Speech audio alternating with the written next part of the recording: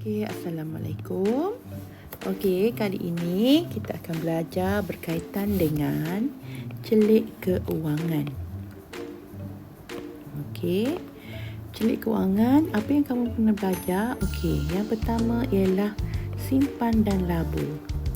Ada dua, bila kita nak menyimpan dalam bank, ada dua jenis simpanan, iaitu dua jenis akaun. Satu akaun simpanan dan satu lagi akaun pelaburan. Okey, kalau kita buka akaun simpanan, cuba tengok kat sini. Kalau kita buka akaun simpanan, wang boleh disimpan atau dimasukkan ke dalam bank. Dan wang yang kita simpan tu boleh dikeluarkan pada bila-bila masa.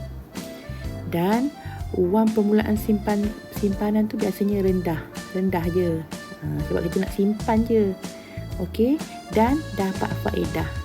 Bila kita simpan dalam bank, dia akan bagi faedah, dan faedahnya tak tinggi manalah, 1% hingga 2% setahun.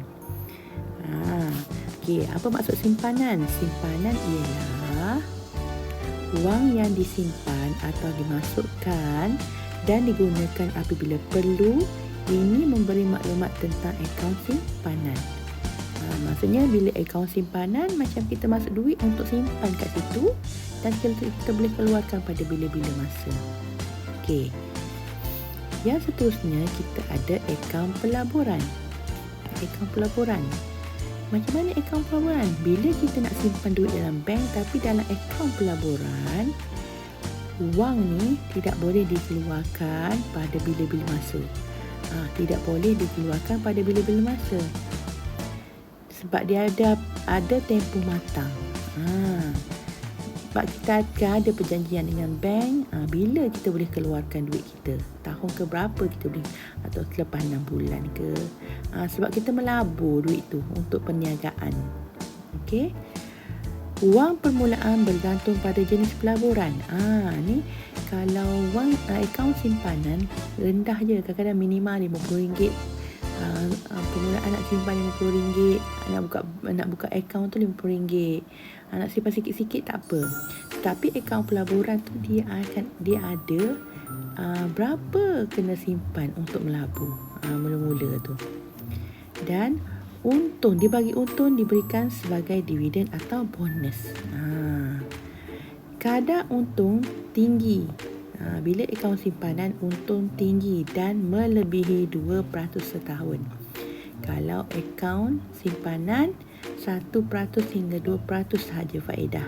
Dapat untung juga akaun simpanan, tapi sikit lah.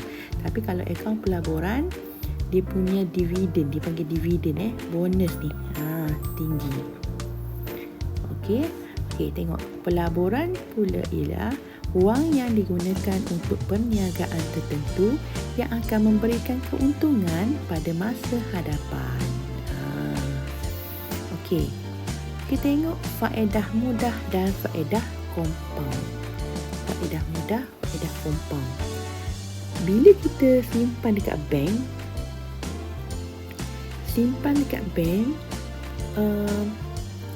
dan kita tak keluarkan dalam masa setahun. Bila kita akan simpan dekat bank, kita akan dapat faedah. Dia dah cakap faedah setahun berapa-berapa. Okey, contohnya kat sini, kadar faedah dia 1.8%. Tahun pertama, kita panggil faedah mudah. Okey, tengok nilai pada tahun pertama ialah faedah mudah. Apabila wang tu tak dikeluarkan, contohnya kita tahun pertama kita dah dapat faedah mudah. Lepas tu kita tak keluarkan dalam duit kita tu, biar je dalam bank. 2-3 tahun kat situ, dia dah panggil faedah kita dah dapat faedah compound. Cuba tengok dalam jadual ni. Faedah mudah pada tahun pertama. Tahun pertama dapat faedah mudah. Lepas tu tahun kedua dan ketiga ni memang dia tak keluarkan duit. Jadi dia dapat faedah compound pada tahun kedua dan ketiga. Kita tengok maksud dia. Faedah mudah ialah sejumlah wang yang diterima setelah seseorang menyimpan wang di bank dalam tempoh tertentu, maksudnya setahun lah. Faedah kompaun ialah faedah yang diterima daripada wang simpanan dan faedah yang terkumpul setiap tahun. Dia memang dia tak keluar langsung, faedah kompaun. Okey. Alright. Kredit dan hutang. Kita kadang-kadang tu kita diberi kemudahan bila nak beli barang-barang yang mahal. Contohnya dalam cerita ni, nak beli mesin penapis air ni yang berharga RM4,850. Kalau kita tak dapat nak bayar cash tu tunai, kita boleh guna kad kredit. Kad kredit ni kira kita berhutang lah. Kita berhutang dengan bank. Bila kita berhutang dengan bank, dia akan bagi dalam tempoh masa tertentu untuk kita selesaikan bayaran sebanyak RM4,850. Okey. Dan bila guna kredit kad, bila kita kredit kad, kita kira hutang dengan bank dan dia ada charge lah. Kita bukan bayar RM4,850 lah, dia ada charge dia. Jadi sebenarnya kita bayar lebih, bukan RM4,850. Okey. Kalau kita bayar tunai, tak ada pertambahan apa-apa. Ni sebab kita berhutang dengan bank. Okey, tengok. Kredit ialah pinjaman, iaitu kemudahan menangguhkan pembayaran barangan yang dibeli atau sejumlah wang yang dipinjamkan oleh institusi keuangan. Hutang ialah pinjaman yang perlu dibayar oleh seseorang. Okey. Kalau kita guna kredit kad, bulan-bulan tu nak bayar kena tepat masa lah. Sebabnya kalau gagal bayar, dia akan ada charge bayaran lewat. Okey, tu keburukan guna kredit kad lah. Tapi tak apalah, kita ada kemudahan untuk bayar secara angsuran kiranya. Tapi kalau kamu guna kredit kad, nanti guna kredit kad, tapi kamu bayar terus, tak ada masalah, tak ada sebarang charge pun. Dalam bulan pertama tu kalau guna kredit kad, tak ada charge pun.